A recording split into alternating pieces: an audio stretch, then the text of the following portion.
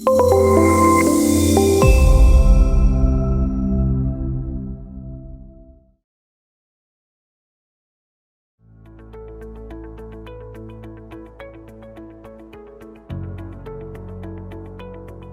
to use holiday schemes in UpRaise. The leave management features that are available in UpRaise People and UpRaise for Employee Garrison apps that are available for Jira contain a basic setup with regards to leave management. It involves setting up the holiday schemes, setting up of the time off policies or leave policies, and setting up of work week schemes. In this video, we will be focusing on the holiday schemes. On my screen here, I've navigated to the leaves screen or time off screen, depending on what your configuration has been told to do. In there, I've opened up the Manage tab. Mind you, the access to this Manage tab is going to be dependent on the logged in user's permission. We will take a look at the leave management related permissions in detail in a different video, but do keep that in mind. Coming over to the holiday schemes, first of all, let us understand what the holiday scheme is. A holiday scheme is essentially a collection of holidays, right?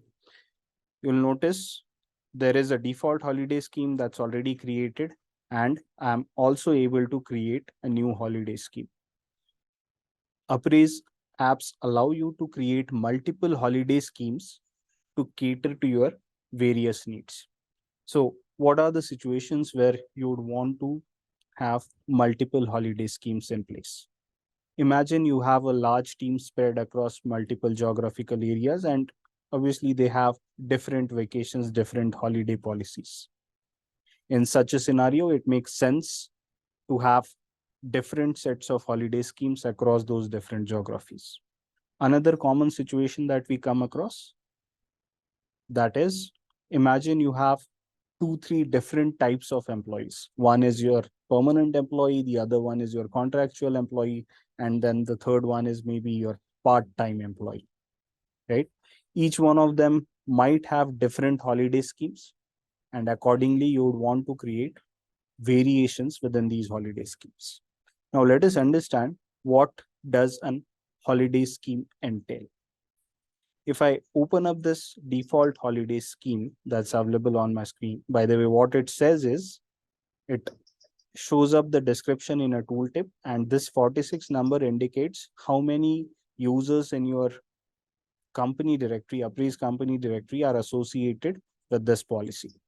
If I go on to the right extreme side, you'll notice there are 0 users who are not assigned to any holiday scheme on the given UpRaise company directory. I can add new or look at an existing one. So I'll click on the default holiday scheme.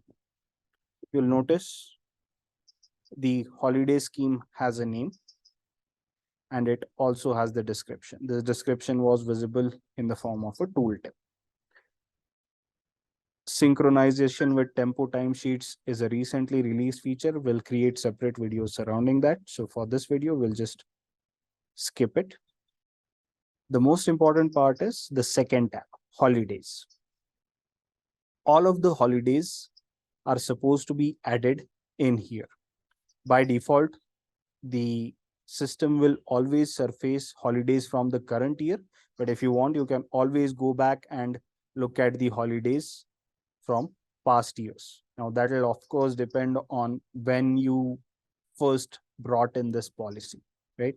But year on year, you would continue to add new holidays to this policy. So imagine if I wanted to add a new holiday for 2024, maybe 25th December 2024, right? So I'll just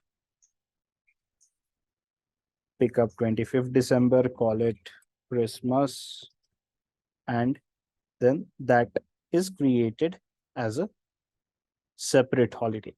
Mind you, I created it for 2024, and that is why it's not visible immediately on my screen. Now, when I change the filters, it will appear in here. right? So I'll delete this one because I don't need it at the moment. This is how you end up creating different holidays in here. You just click on add new, add a date, add a description, add the name, and that's about it. Typically, our recommendation is for the UpRaise administrators who are folks from the people management, human resources teams to come into this app at the beginning of the year or at the end of the last year and create all of the holidays in the next year, right? So for example, in the towards the end of 2022 or in the first couple of weeks of 2023, I'll come in and create all of the holidays. Now, the last part and the important part, that is employees. Here, the allocation of holiday schemes with employees happen.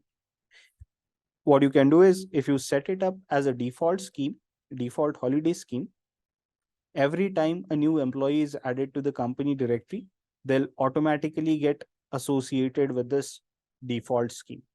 At a time within any given instance, there can only be one default holiday scheme. So if you make another holiday scheme as default, this one will not remain default. And anytime a new user is added to the company directory, then that user automatically is associated with the corresponding default holiday scheme. You can always come in and add users, add employees from the UpRaise company directory manually, right?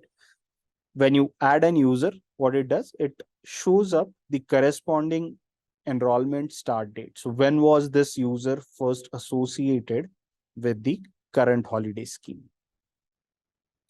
A user can anytime move in, move out, depending on your configurations.